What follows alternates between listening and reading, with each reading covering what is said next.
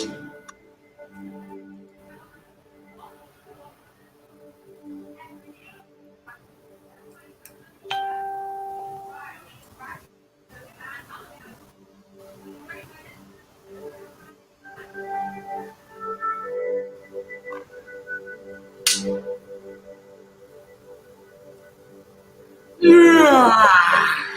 morning, y'all. Happy Monday. I switched that music up. I was like, we're waking up. It's smoky outside. I went walking this morning with a homegirl.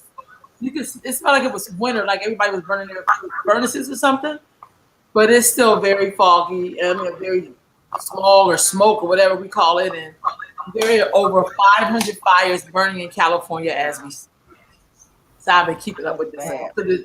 First, it looked like it was getting better yesterday, and then this morning I got stuff back on my car. So, but I still feel good. And blessed to be on this side, as the old folks say. I'm Fetty and I'm here. I like those sayings.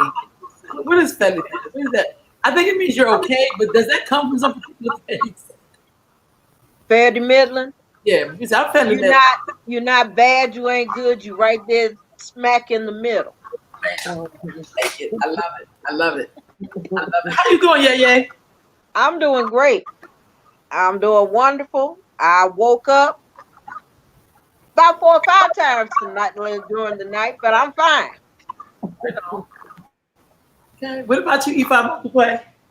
I'm doing great. It's a good morning. It's a little smoky out here, like you said, but it's still doing all right. It's good. Right on. What about you, Yay, Colette? I'm Fairly Midland. I love that. I just love it. Right on. So I figured today I wanted to talk about wisdom or information that you received growing up and how it impacted your journey in life, basically. I was sharing, like, when I was coming up and you got your first little purse, people told you keep a dime in there, have a pad in there, piece of paper and pencil in case you have to write something down. They didn't say put your social security card or nothing like that. No, it was just like things that would help you as you go along in your day. I remember a piece of information my aunt gave me in blessed memory. This is a piece of advice she gave me. I don't know how I really did this. She said, you ought to be with the man who loves you, not the man you love. No, you're young, you're like, well, what does that mean? But as I get older, I totally understand. And that was coming from my aunt was born like in 1932. So I used to always be around her, and I think she was married like 3 times and twice to the same man. So I think about those kind of sayings and information, and when you're young, you don't really understand it. But as you get older, you begin to understand it, or like having your personal stash. You know what I mean? Like, why would you have to have a personal stash when you're a kid, you know? But as you get older, you begin to understand some of that has to do with how we're socialized, what you could be facing.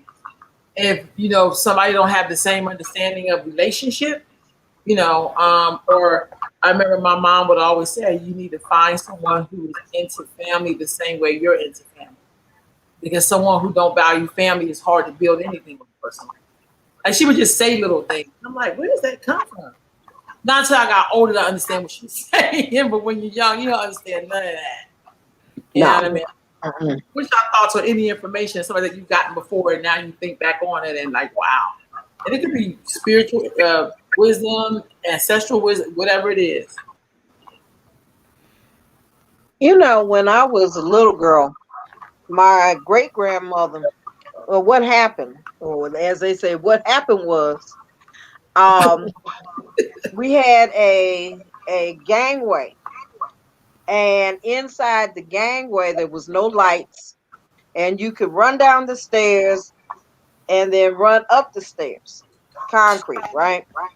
And one day I'm out there playing with my friends, and when we get ready to run down into the gangway, there's black caterpillars filling the whole thing. And my friends went stomping through there and squashing the caterpillars. And I'm like, ugh, I'm 5, okay? I'm 4 or 5 years old. And I'm like, I'm scared, but I'm not going to squash them either. Because I felt like, why are you killing them? So I went crying to my great grandmother, my grandjie. That's what we call her. And she told me, she said, baby, you don't go down to the people's level like that. You raise them up to yours. And that's what she gave me when I was 4 years old, 4 or 5 years old, because not too long after that, she had passed. But she was letting me know. Now I know. Then I'm looking at her like, what's that got to do with them kids stomping on them caterpillars? But when as I reflect, it is something that she said from the beginning, and it carried me. And even now, it's like a warm blanket, that covers me and makes me feel like she's still there. And it also reminds me that you don't ever go down to the negative level of somebody else. You raise your standards and you hold to those standards and keep walking in a positive vein. You keep walking in, because I didn't want to kill him. That's not how it is now. But at that time as a kid, I knew that there was something wrong with killing. And so I understood that now, and then I understood some aspects of it. But that's a piece of wisdom that has always stayed with me, and I still love it. Right on. I heard it. For me, when you just told that story, it brought back to mind something that my grandmother shared with me. Actually, I've just arrived. She shared it. She shared it with all her grandchildren.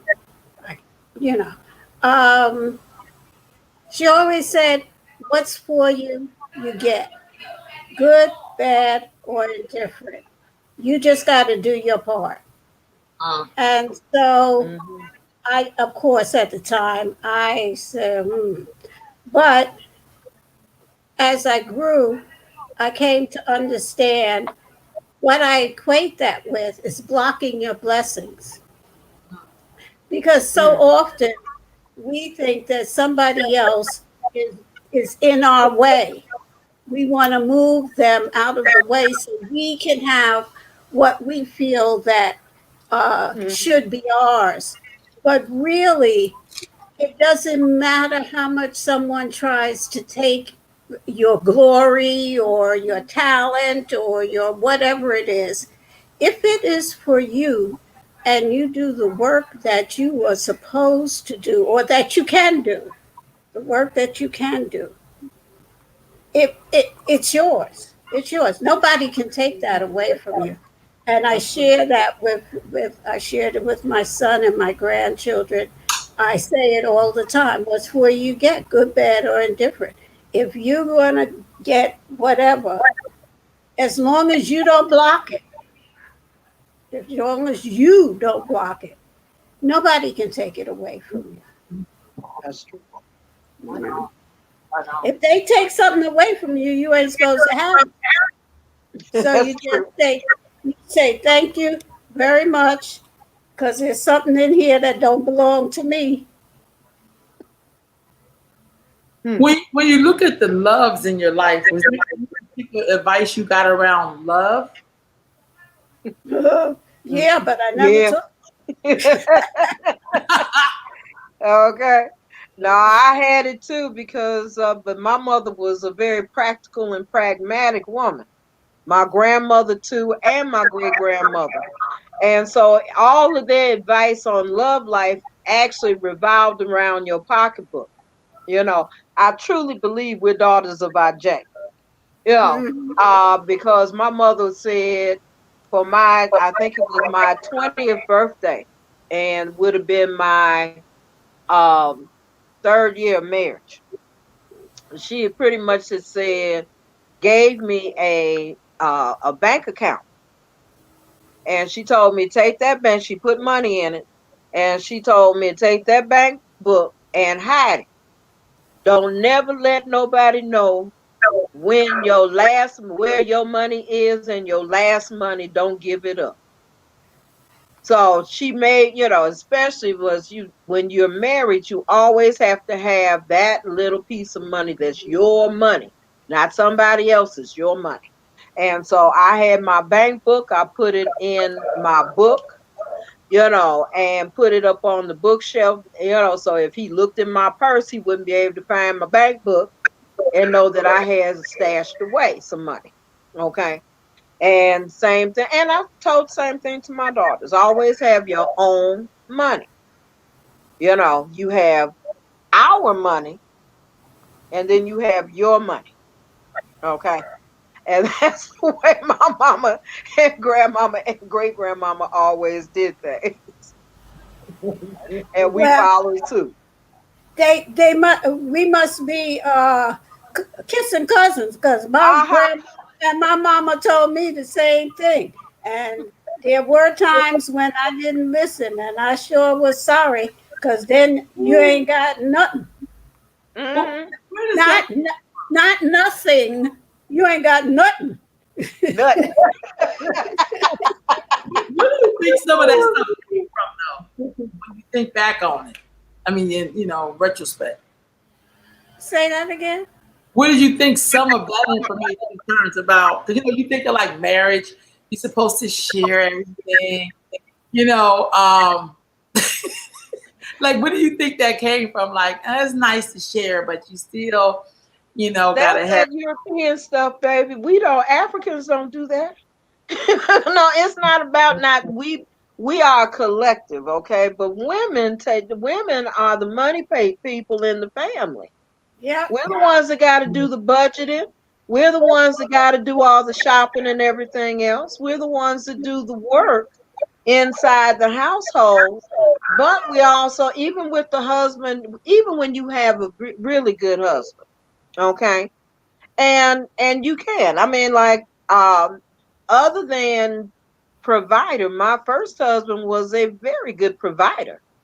He was a good man in terms of provision. And he was a man that loved me to the day that he died, which was just a few years ago. So, we would have been married 52 years. So with that, I have to look at the fact that, loved him dearly. But at the same token, he, his budgeting wasn't all that. Okay. And so I'm the one that paid the light bills. You give me money, I pay the bills. I pay the water bill. I pay the grocery bill. You give me money, I pay the bills. Okay. So it wasn't a situation where our he wasn't a good provider. He's a great provider. Okay.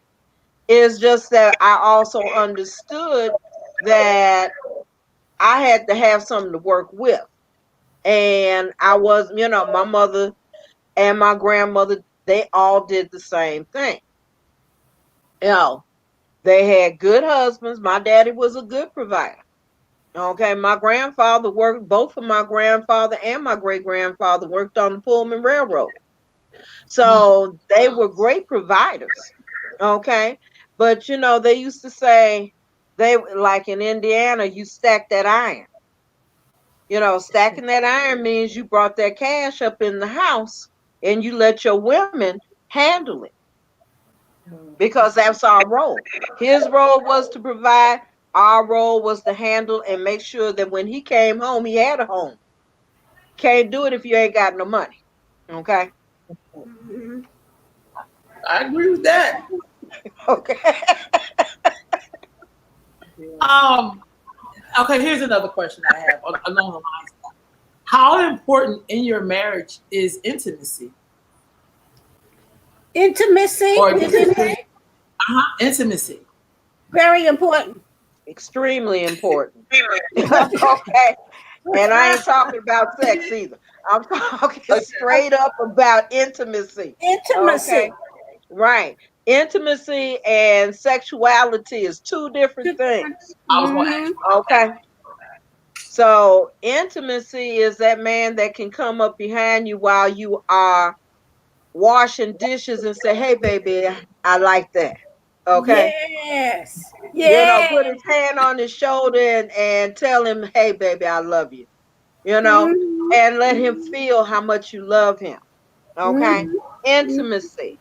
Mhm. That's what I call intimacy. I call intimacy being able to make him feel like a king in his own home Yes. because I am the queen in my household. Right on. Yes. And the reason is I can be queen is because he knew how to make me first priority. I was his Mhm. first priority.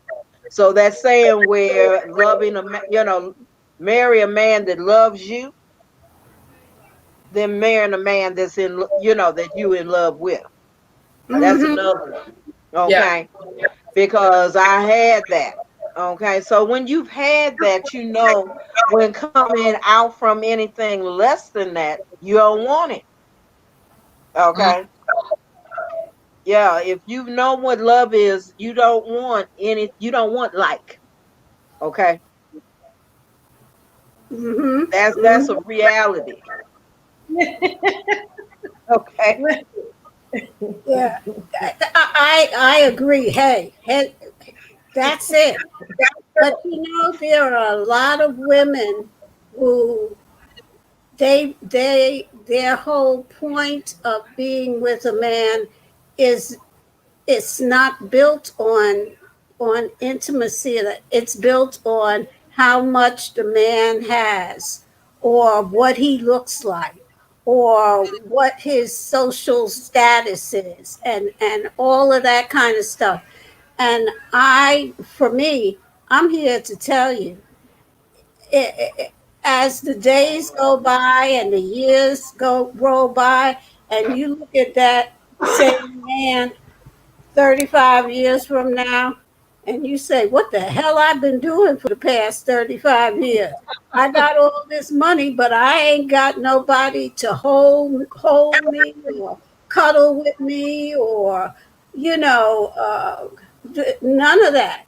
All he can do is give me money, and I've got to find that intimacy because we all long for it. You want to have somebody that you feel you're special to them and they're special. You are. This is what I used to say years ago, and it's still true. You want someone who, when you walk in the room, their eyes light up. Yeah. That's what you want. Mhm. That's what I want. And you can see in their eyes that you are their everything. Right on. Mhm. That's what you. But some people, they gotta have the car and the beautiful house, and or the basketball player or whatever. That's their choice. So I understand that there's a difference between intimacy and sex. I'm just gonna call it. Most people say this. Is sex important for real? For real? Yeah, it Yeah, is. Okay. yeah. But What makes here's the thing that some women don't understand, baby. If they don't know how, teach them. Okay. If they don't know how, teach them. So sex is important. Intimacy is important. Having a good sex life is healthy. It's nothing, get away from the Abrahamic cursing that's put upon us in terms of our sexuality. You should be proud of your sexuality because Olodumare made us for pleasure. To have pleasure with a man is a great thing. So, but if the intimacy part isn't there, the respect, the love isn't there, it's just sex. Okay.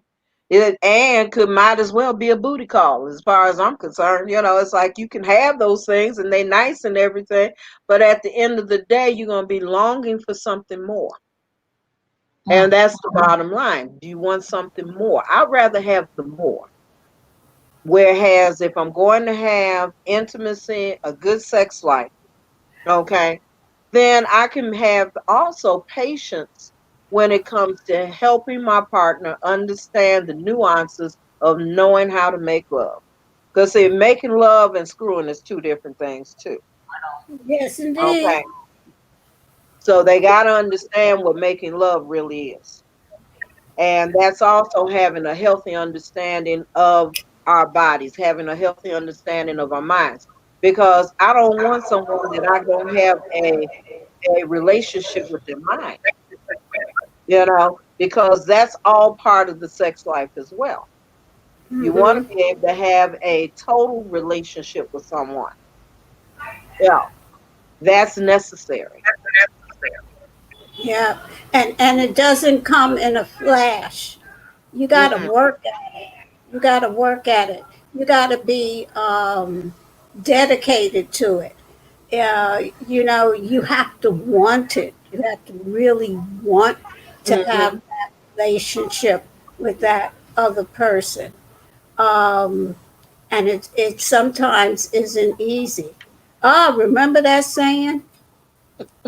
Never go to bed angry with your partner. True. Now, that really is good advice, but Lord Jesus help us all. That was a hard one. that, that, was, that was a hard one. Yeah, that had its difficult moments, okay? Uh, But it also it requires you to have some form of communication, okay? Because God knows very hard and made me want to slap the hell out of him some nights, okay? Um, and Yeah. and I probably did when he was asleep do a push or two. But at the end of the day, though,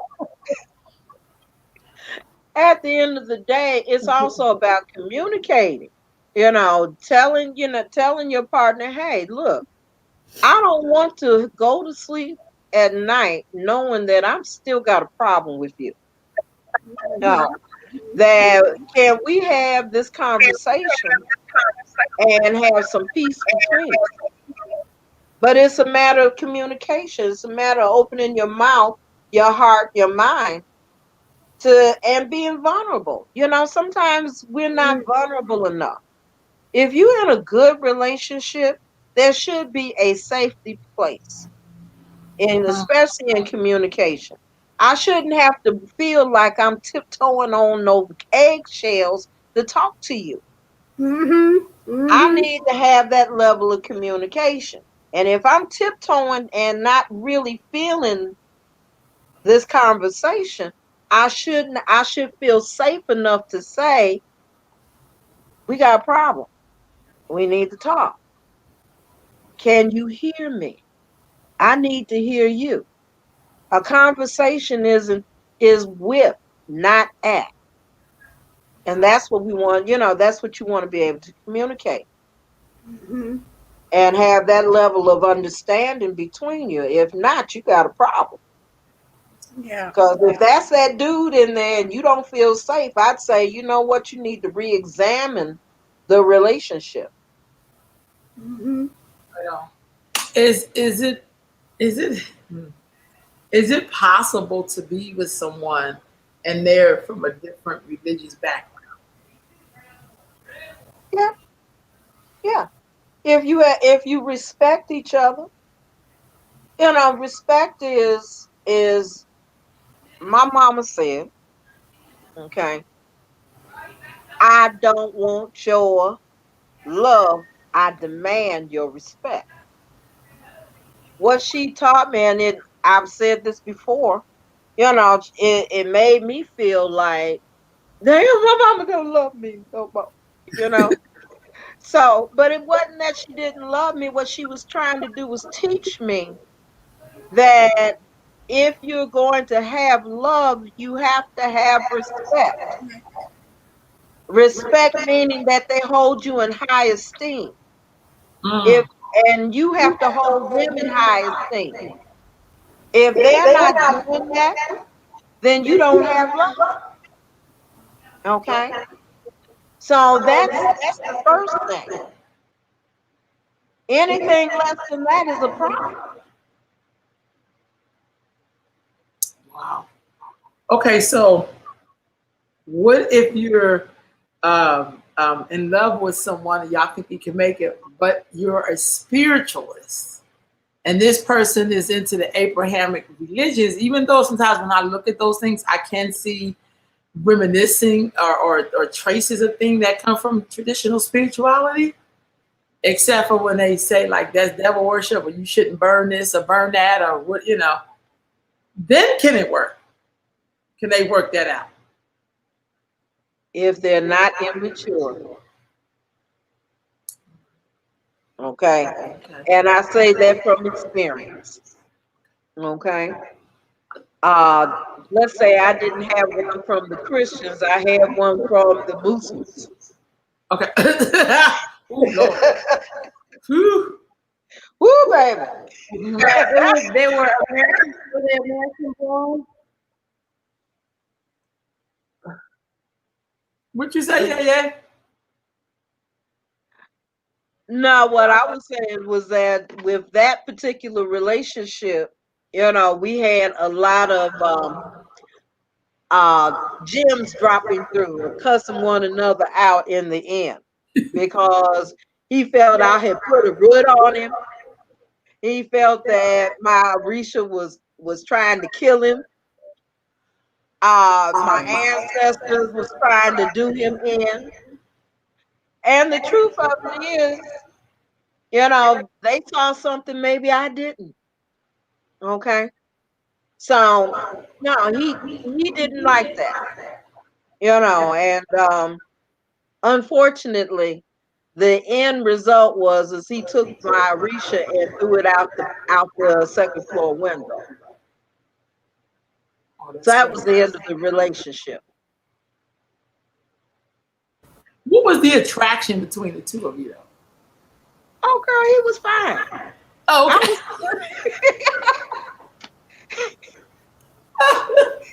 I ain't gonna lie. Man was fine. And he could make love. He had a gift of gab. He had all those good things. It's like light up your body when you see him coming. That was that kind of thing. Yeah. Okay. I love your honesty. I swear I do.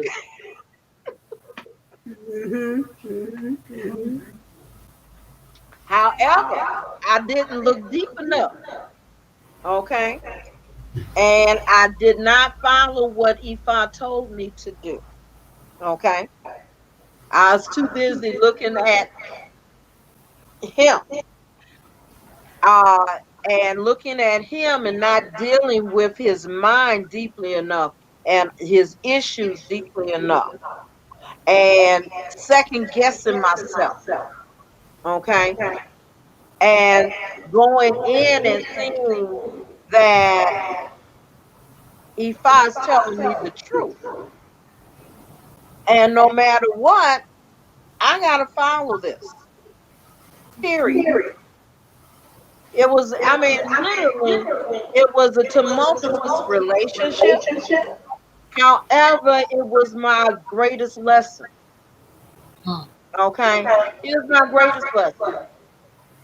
And through him, I was able to know exactly what I don't want ever again in life. Okay? He taught me to trust Ifa and Shango and Oya better than ever before, my ancestors. Okay? Because they got me out of that fire. Right on. Wow. So what I heard in that story, y'all can jump in. It's kind of like sometimes we get excited about the physical and the surface of the person, but it takes a lot to go into the depth of a person. You may discover that it don't weigh out. And it's not as simple as putting the toilet seat down. Right. You know what I mean? Like that's something you can fix.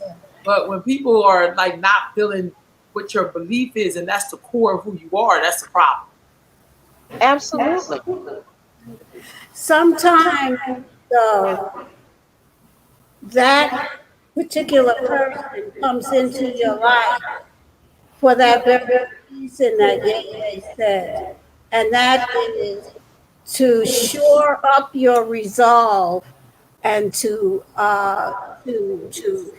put into your deepest soul that you must listen to your ancestors and Ifa. And when they tell you something, this is a hard one too.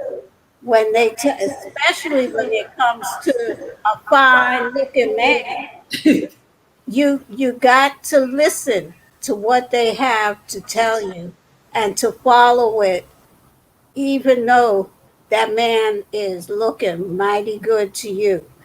um, we can only see maybe 90 degrees or just in front of us, but they can see the expanse of what is really going on and who this person really is. But the person comes to you as a blessing, so to speak, because it it allows you to to make your faith even stronger, your knowing of the Orisha and your Egun, you're even stronger in that because that person made you want to almost kill him. He came in a way as your savior, in a way, of speaking. So that was a good story. I have always had men who who were spiritual. That doesn't mean they were in the African traditions, all of them, but weren't that many. I mean, a couple.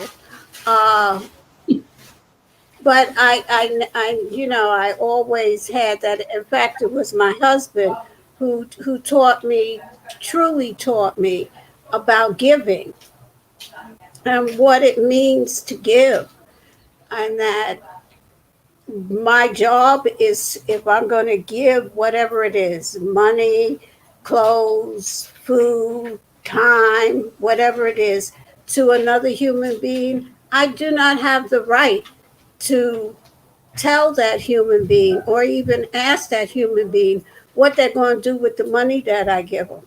That's not my job. That's their job. My job is to give. That's where my blessing is. Now, what they do with it, I wish them the best of luck, but that's not why I give. I give because I feel it in my heart and in my soul, and because it's the right thing to do. So he taught me a lot of things, but he died early. So, but he gave me a son. Thank you, Jesus. Right on, right on. So, and thinking about that, when you're in a relationship with somebody, did you all think of the time when one of you would not be here? Did y'all ever have those kind of conversations in your relationship? Yeah. Yeah, we did. Larry and I did when we were married. We always talked about, what's going to happen because he would always tell me, especially after we were divorced, we still had a good friendship. And he would call up and tell me, I'm not afraid to die. I know it's going to be okay. And I would have to look at him like, have you lost your damn mind, because I felt like you're trying to call death in here too soon. Okay. Because he, contrary to popular belief, my first husband was very spiritual. So with that being said, The difficulty was we were talking about reconnecting after I'd say because he was gonna move down here. And he died just before we could consummate doing that and reconnecting again. So, like, that's why I said that for him and I would have been married 52 years. Yeah. Um, it's not a bad thing, in the sense that he's still around here. Everybody sees him popping up and going in and out. Especially when he want to tell me about his stuff. So it's the thing about being a spiritual person, he's still connected to me. And especially when you have children with them. When you have children with a man, you're connected to him to a lifetime. Your Ashe is connected with him. And especially with the children and with marriage vows. There's, you're not going to get rid of them, so to speak. They're going to be there. So with that, I think that, and it's not a bad thing, but it's also saying that our connection still is going on. Because I'm a seer, I still see him here. I'm still, he still does stuff that I can't stand, like pop up on the bed and sit there and look at me. It's like that drives me crazy. But he's here. Okay.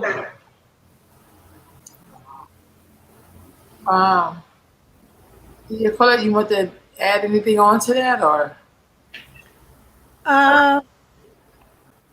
No. Okay. Actually, to tell you the truth, what was the question? The question was, in your relationships, did you ever talk about a time that you guys would not be here? That's it. No, he died rather young. No, we didn't talk about that. I never thought that was going anywhere. Yeah. Until he went. As you all look at your lives now, did you picture yourself being where you are right now, at the age you are? No. No. Let me say to Ifa, since this is Ifa O'Shea, I'm grateful for having life and breath. Yes. And I'm still here. I'm grateful to Oshun and Olokum and everyone else that they keep the air going in and out. But did I see myself at this age? No. When I was 17, I thought I was not going to live to see 30. Okay. So with that being said, the fact that each year I can look at it as a divine blessing because I did make it past 30. That is my blessing, and to be able to be in that time and space now with 14 great and great grandchildren. That's something that Larry, I, and Alvin, my son's father, are we can say we did this. Look at our babies, okay, that we shared. And we shape these souls into beingness. And better yet, they chose us to be that. Yes. Okay. Because that's a powerful statement. And being right there was that with each of my husbands, we were able to bring these powerful people into existence and put into them what our ancestors put into us. Right on. Yeah. They made my grandchildren and my great grandchildren and my great great grandson may not know anything other than, my grandmama was an African. Okay. They may just try that. They may just say that. And I'm okay with that because that's in them. The desire and the seed of where we came from is in them. And that's the major thing and blessing for me. Also that their grandfathers loved me. I can truthfully say they loved me and I loved them with everything I had in me. I never was and they weren't half-step men. So with that, the ones that I have children with, that's that blessing too. That I was able to see men and have men in my life like those two men that gave a blessing to me. With my son, his father, when we start talking about death, I saw his death and couldn't do anything about it. It's when something is blocked, there's things you just can't do because especially when it was a predestined thing. And so when he passed away, he was 37 and I was pregnant with his son.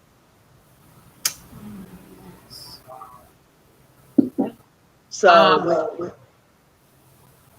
Go ahead, yeah. okay, with that, the gift of that was that I had to learn how to fight, really fight, and really learn how to think outside the box and use every skill that I had, spiritual skill, to protect my son and my daughters once he had passed away.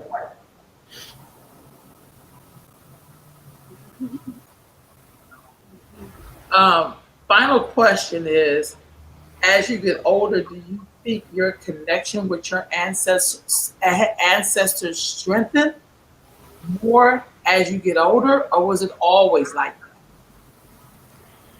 that? Well, my relationship with my ancestors, and again, this comes from my grandmother, was always very strong. But with each passing day, even, it becomes stronger and stronger. As I move closer to them, I feel the relationship. It's like the lotus flower, or that flower that closes at night. As I get older, I'm drawn more and more and more into my ancestors' energy. They were always there and we were always close, but with each passing day, we get closer. Because I talk to them more now. I feel that we're not only closer in my consciousness, but the time is coming and I'm ready for it whenever it comes. And they're there waiting for me to come home. And I'm waiting to see them. Ashe. Ashe. Anybody want to add anything on to that before we wrap up? Yeah. The one thing that I've always been able to see them, whether I wanted to or not. I think that's also a codicil to that because as a kid, you don't always want to see what would be termed a ghost. But I learned that they weren't ghosts. They were my family. And that at all times they love you. That's why they still stay there in that faith to cover you. And I've never really got an opportunity to miss them because they were here. You know, my daddy comes in and say, "How my little lady?" You know, my mama is still saying, "Well, you need to do something to make me stronger over here."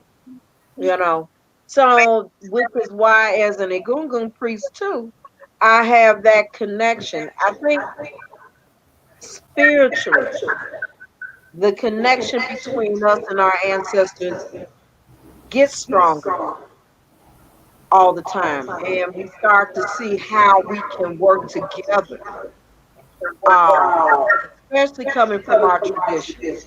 We can work together with them and pave the way for our reuniting with them, and also pave the way for how we're going to teach when we leave this world and go back and still be able to touch our own grandchildren, great grandchildren, and our spiritual children, because we have a lot of spiritual children that we have to talk and touch too. Yeah, and that's the thing. Ifa Modupe, you've been quiet. I know you're probably listening. I don't know if your computer fixed or not. Did you want to add any words or anything before we wrap up? But this was absolutely a beautiful, timeless conversation today. Yes, I just want to say thank you. This was a great conversation. It's a lot of good, just soul information is just intelligence there, like inside the story, because part of what we get to hear as Black people is our relationship with one another. And we really have to address it from a spiritual standpoint, a physical standpoint, an emotional standpoint, and a mental standpoint. We have to have whole relationships with one another. And those intimate partnerships are transformative for us, but also for everyone in the orbit of those relationships. Because as women see other women transform, that's a way of us teaching each other, is by the behavior that we're modeling, the level of vulnerability we're willing to show, the amount we're willing to share. So I just wanted to say thank you. I say. All right, family. Well, we get ready to wrap this up. And you were talking, I was thinking about growing up. I grew up around a lot of elders, and when we would go to someone's house, before you talk to anybody in the house, you had to go salute that elder. And usually she was sitting in front of the TV or maybe listening to the news. She could have been half asleep, or he could have been half asleep. But you always made your way to say hello or greet them or let them know that, how you doing, whatever. Mm-hmm. And when I was started on the sister's book, and she was talking about how you salute, I immediately thought about those moments. And sometimes for me, I struggle with people who did not have that. Yeah. Because we live in a time where people want you to not have it because they didn't have it. Yeah. Yeah. So it makes me feel like I'm always a warrior saying, well, that's on your ass. Like, I don't say it like that, but I've been feeling like that. Like, dude, like I had elders who took care of me. I had elders who looked out for me when I came to their house. They fed me. You know what I'm saying? Like, they didn't buy one person the pasta, but they bought all of us pasta. They split them in half. You know what I mean? So I'm grateful that I can still recognize that. So as you all were talking, I was thinking like, wow, that's the information that I would have been still receiving from Miss Lillian Mobley or Miss Abrams, or these are all people who are now ancestors that when I was growing up, and even as a young adult, they could hear stuff in my voice that I couldn't even. I thought I was doing some disguise. And they was like, child, I used to hate that term, just keep living. I'd be like, what does that mean? But now that I'm older, I'm like, I absolutely know what that means. Because you be wanting the answer. I just tell me the answer. Okay. I gotta go fix this. And they be like, no, baby, you just gotta keep living. It's Yeah. like, but now I understand it, so I'm so grateful for all the information, all the knowledge and wisdom that you share with us today. I'm with Ifa Modupe. It's just an honor I was that kid who would ask adults 50 questions. And then they finally be like, you just have to keep living. Because I really can't give you all the answers. I just really can't. I'm not going to be able to do that. So I thank y'all so much, ladies and gentlemen, followers, whoever's watching, audience. We will be back on next Monday for the rest of the week. I'll be traveling and some other stuff. So we're going to adjourn this on next Monday. So until then, look for us in the whirlwinds. Look for us in the whirlwinds. We're going to get on out of here with our meditation music. Breathe in. I got to get your playlist, girl.